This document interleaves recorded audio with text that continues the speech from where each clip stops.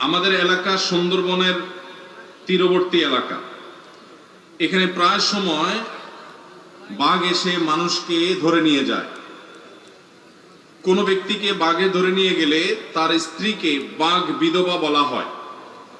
সমাজে তাকে অপয়া মনে করা হয়, ভিন্ন চোখে দেখা হয়। এ বিষয়ে কিছু বলবেন?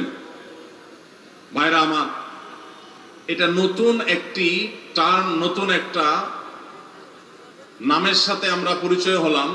আমার জীবনে এটা আমি আগে শুনি নাই যে বাঘ বিধবা বলতেও কিছু আছে। আপনাদের এলাকায় আছে আসলে এই টাইপের কিছু আছে? এটা তো আগে কখনো শুনি না আমি, যাই হোক নতুন করে জানলাম, জানার কোনো শেষ নাই। যেহেতু মাহফিল স্থলের খুব কাছেই সুন্দরবন, খালের অপর প্রান্তেই সুন্দরবন, অতএব বাঘ আপনাদের এলাকায় অনেক সময় ঢুকে পড়ে, হামলা করে গরু ছাগলের উপরে, মানুষের উপরে। কোনো মানুষকে যদি বাঘ থাবা দিয়ে ধরে নিয়ে যায় বা মেরে ফেলে, তার স্ত্রীকে বাঘ বিধবা বলুক আর অন্য যে কোনো নাম বলুক, যদি তার স্ত্রীকে অপয়া মনে করা হয়, যদি মনে করা হয় কুফা, সে মানুষ ভালো না সেজন্য তার স্বামীকে বাঘে খেয়ে ফেলছে, এরকম যদি কেউ মনে করে, তাহলে সে কবিরা গুনায় লিপ্ত এবং এটা ভয়ঙ্কর একটা অপরাধ। আমরা এতক্ষণ মানুষের অধিকারের কথা বলছিলাম। একজন নিরপরাধ মানুষকে যদি আপনি অপরাধী বলেন, তাহলে কি তার অধিকার নষ্ট হয় না? হয় না? কোন মানুষকে যদি আপনি খারাপ বলেন অথচ সে খারাপ না, তাহলে আপনি তার অধিকার নষ্ট করলেন।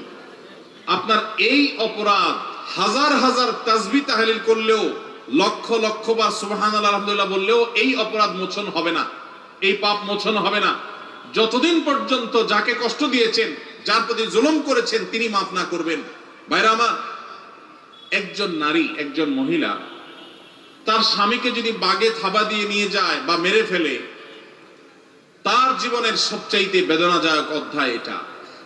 আমাদের সমাজে মেয়েরা স্বামীর উপর নির্ভরশীল। এই গ্রামাঞ্চলে অভাবী পরিবারের মানুষ হিসেবে স্বামীটা মারা গেলে অসহায় হয়ে যায়। এই অসহায় নারীকে সমাজের প্রত্যেকটা মানুষের কর্তব্য আশ্রয় দেওয়া, তাকে সহযোগিতা করা, তাকে সান্ত্বনা দেওয়া, তার পাশে দাঁড়ানো। কত বড় পৈশাচিক কাজ হতে পারে, কত বড় নির্মমতা হতে পারে, কত বড় পশুত্ব হতে পারে যে সেই নারীকে অপয়া বলে তাকে কষ্ট দেওয়া, তার সাথে মেলামেশা না করা, উঠা বসা না করা, জলসল না করা, তাকে দূর দূর করে ঠেলে দেওয়া। কেন? কারণ সে খারাপ বলে, সে অপয়া বলে, সে কুফা বলে, তার ভিতরে বেবরকতি আছে বলে তার স্বামীকে বাগে নিয়ে গেছে। এটা কোনো মুসলমানের বিশ্বাস নয়, এটা কোনো মুসলমান বিশ্বাস করতে পারে না।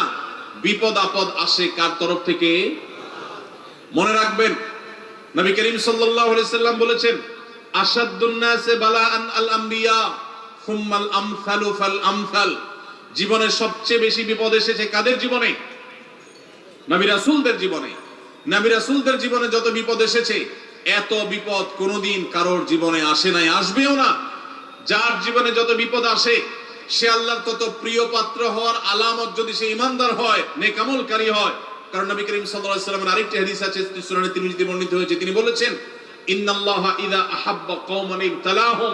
আল্লাহ কাউকে ভালোবাসলে বোঝার উপায় কি? যাকে ভালোবাসে তাকে পরীক্ষা নেয়,